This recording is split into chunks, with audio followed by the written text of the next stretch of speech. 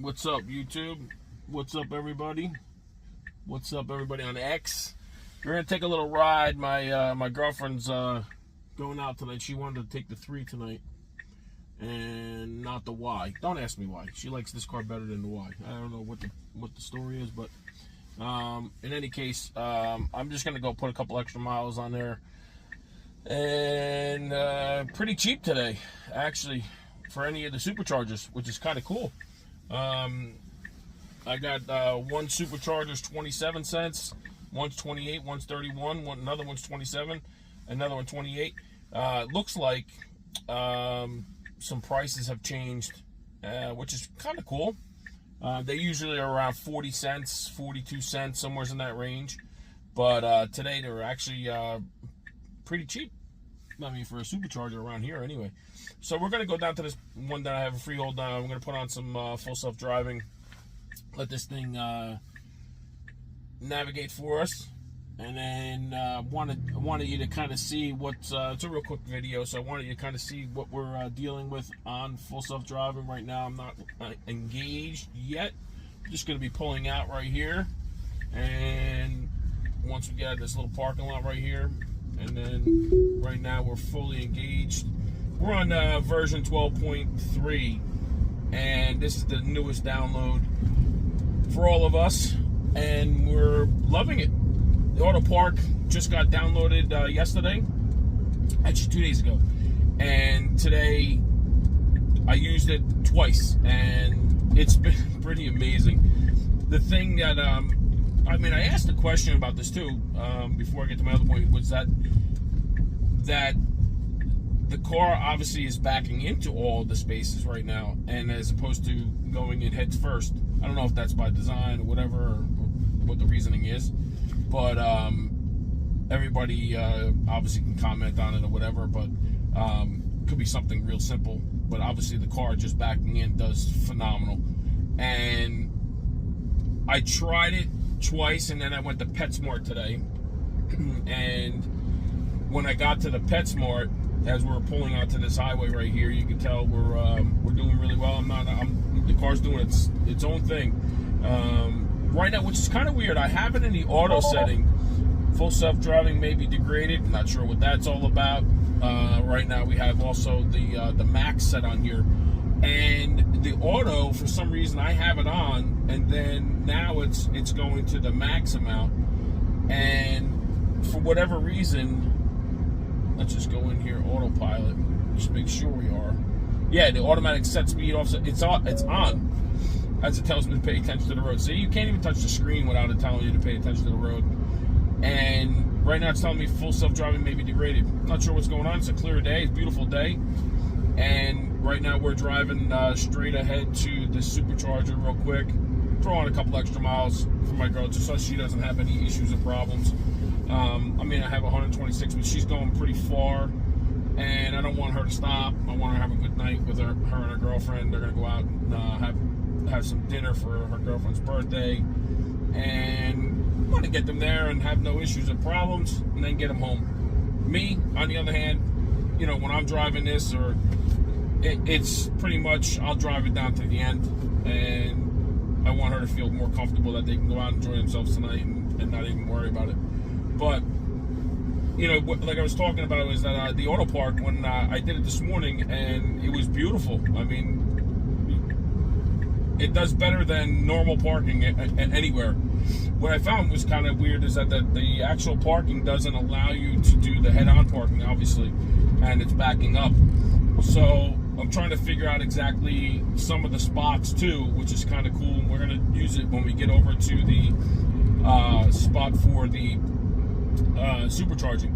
So I kind of want to see, and this is one interesting thing that you want you to be able to see too, for all the new people too. I have somebody who's pushing me in behind, and I want to put on my blinker to go to the right, but there's somebody coming up on the right as well. So it's going to wait, it's going to wait, it's going to wait. And then once you click on your blinker, you see there's another car coming up, as you can tell on my camera there. So the car waits for everybody to go. You saw the little red on the right-hand side. And the guy that's behind me is pushing me, but I'm not allowing him to, to push me into the dirt or anything like that. He's got, for some reason, somewhere to go, and whatever, dude. You just, you keep pushing and pushing. That's fine. But the car, obviously, as you saw, I wanted some people to see that also when you do put on your blinker, you don't have to hold your blinker. What you really do is you tap your blinker, put it on, and then the car, when it goes to the right, the car will then pull to the right or to the left, and then it will stop itself, obviously. I think some people were getting confused where you have to hold the blinker to get over, but you just turn it on and you can then go to the right or to the left. A great feature. You don't have to worry about holding it or anything like that, so that's kind of cool. But as we're driving up here, this is where I've had trouble before. I've spoken about this before. There's a separate lane on the right-hand side over here, and I want to see if the car actually puts on to go to the right or stays in this lane. Perfect. It stays in this lane. It usually would go over to here for some reason, as that's an on-ramp or off-ramp, as you call it, that comes onto the road that I'm on. And it handled it pretty well. Right there, it would actually put on the blinker to go in the right-hand lane for some reason, and I'm still going straight. And then this second spot here, which is a road's been closed forever. I mean, this road hasn't been in service for a long time. It's got cones up here. But the car, for some reason, wants to pull into that right, and it happened again yesterday. That was one of my interventions. Let's see if it does it again, and then I'll have to take over. Unless it's going to follow this car. Okay, so there you go. So when I was alone yesterday on this road, and as you can tell, it's a service road right now. Now it's for the cops and whatever, they all get over there. But that road causes the car confusion, and the car wants to pull off to the right for some reason. I don't know why. As we hit the brakes there for some reason, no idea what's going on. But this Max thing is kind of weird because it's supposed to be in the auto. I'm not sure if somebody could let me know why that happens, but it is in the auto. And as I clicked it on, obviously, maybe I have to turn off another feature, but I'm not aware of any other feature I have to turn off. And as we're pulling up over here, getting off to the exit. Now, I did notice some of the creeping behind these stop lines. The creeping yesterday and this morning, as we're really coming to a slower standstill here as we come up to the stop signs here. So the creeping, obviously, where the cameras are, the car's got to creep up a little bit more and more, and to see where it's going. So, but I see it staying at the stop sign a lot more as it sees this car on the right-hand side and it's not going anywhere. And once it feels it's safe to go, it's going to go. And then the acceleration picks up, which has been really good, because that was one complaint that I had, was that it didn't really have any, real big oomph to the acceleration. So right now it does have some decent pickup right off the bat. But the stop sign, it was being a little bit more careful there.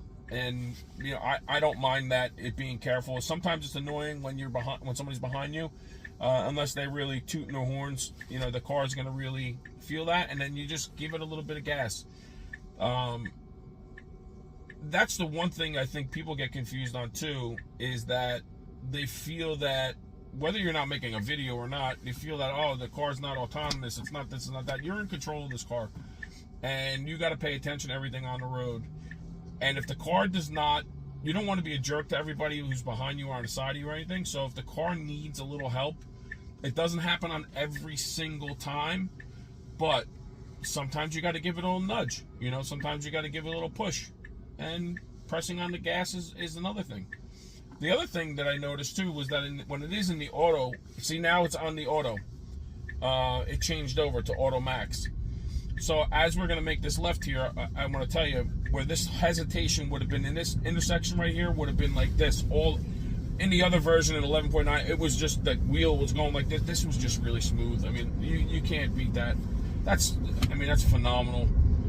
Great work. And where the biggest hurdles we've gotten over, and where we're at now, obviously everybody can tell the smoothness of the ride, and there's no herky-jerky feeling. So that's the one thing that I'm really impressed with, that it's gotten better with. But in any case, as we're pulling up to the supercharger now that we're here, and it's going to pull in, I just wanted to show you the feature. I'm going to turn it off because once we get into this parking lot here, I just want to do a little bit of explanation before I actually pull into the spot.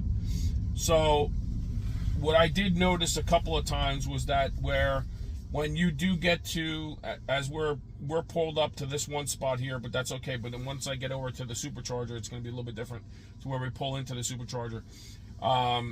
Is that, you know, you were in control of your car, as I was saying, and then, you know, pushing on the gas, or if it gets to a point where you have to take over or anything like that, you have to make sure that you take control of your own car, because it's important that we are not jerks to other drivers and whatnot. So it's just really important that everybody else understands that. And I'm feeling, you know, that I'm getting to the point where the car has finally gotten over the hurdles that it needed to get over, and that's really important.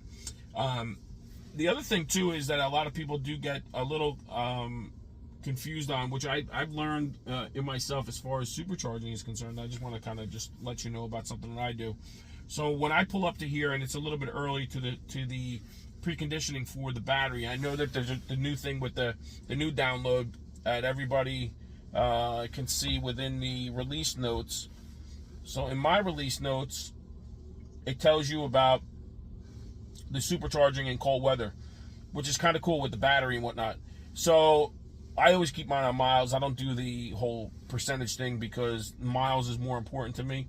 And psychologically, it's better for me to know how far that I'm going as opposed to a percentage from a battery. I'd rather have it to where I see the miles, and if I need, you know, 50 miles to go somewheres, or if I need 20 miles to go somewheres, and I got 70 or 80, I feel a lot more comfortable than the percentage in a battery. It's just a mental thing. You know, everybody else is different probably. But supercharging in cold weather. So what I do is, for my supercharging, and it also tell you the time it takes for charging starts. When you arrive and plug in, if your vehicle battery is not warmed up enough, you'll see how long it'll take until the battery charging starts. So for me, what I typically do, this is not, you know, for everybody, and it's kind of something that I just learned, and I just did it. I pulled into the space because I didn't want to drive around. So I pulled in one day, and then I tried it another day, tried it another day, tried another day. I pulled in before I went to go plug in because I don't want to sit in the supercharger anywhere. And this is the one that I was at the other day that I was making a video on, actually I'm making a comment on, about. You guys can probably see where the supercharger is over here. Somewhere's over here. There it is, right over there. So when I pulled in the other day, there was somebody who was in a landscaping business, and they pulled their cars and their trucks all sideways to where you couldn't get into the supercharger, which was kind of odd. So in any case, it is what it is. But the other side, obviously, being that where it's full and whatnot, you couldn't get in there. So this guy, I just pulled up next to him and I said, "Listen, dude, you gotta get out of the way." And that's just something that he was like, "Oh, really? Oh, okay, you're gonna use this?" And I'm like, "Yes, you gotta get out of the way. You can go in a full parking lot here. You can park on the side of the road. You can park everywhere else." But in any case, so what I typically do is when I'm preconditioning too, I'll pull into the spots that are way before, or right near the actual charger. And if I have some text messages, or if I have some other stuff to do on my phone or whatever, I will then sit here as the car is still preconditioning to help the battery, because I can obviously hear the battery is actually buzzing. You can hear it. You know, everybody knows this when they have a Tesla, when you're preconditioning, that the buzzing is really loud in the beginning and whatnot, and then it goes down to basically nothing as the car warms up a lot more and more.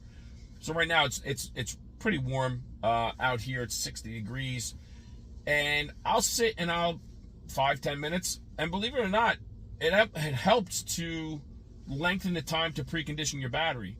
So for me, when I get here, if I'm not ready and it needs another 5 or 10 minutes, I will just sit and I'll do my stuff, and then before I get over to where the actual charger is, because when you pull up to the charger, it then tells you that whole thing about, you know, navigate to the charger, do this at the charger, you know, and then you can't get a good a push on your battery.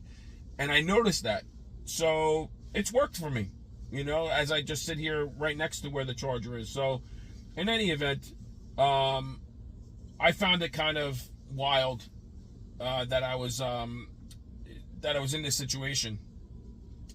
before with this whole landscaping thing. But in any case, so now we're on the side here, and we're just gonna pull up to the charger and get some charging done.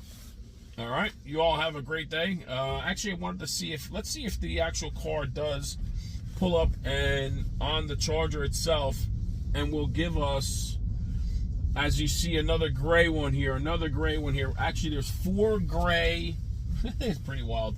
There's 4 of us that have. Actually, no, I'm sorry. There's 3 of us, and there's one that's black. So what we're gonna do is we're gonna use the new one here and do the parking here. So we got to bring the vehicle to a complete stop, and then what'll happen is the car will get ready to park, and it'll pull up a little bit, and then it'll back right in as we do the new auto park. As you see, it's lighting up in blue, and then the car is just going to make its own little thing. It pulls in the blue area, and then it's going to do its own little thing. And there you go.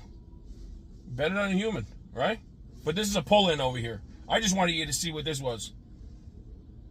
So this is a pull-in straight. It doesn't pull in straight, but I want you to see that. And that's it. All done. How cool is that? Right? And then it goes back into park, so then you're all good. But until we, next time, like as I was telling you before, is that I wanted to be able to see something that you could pull in and see on the one side, but it doesn't pull in, it only just backs in. So that's kind of weird. But maybe somebody can comment about it and then just let me know. All right, you all have a great day. I'm going to get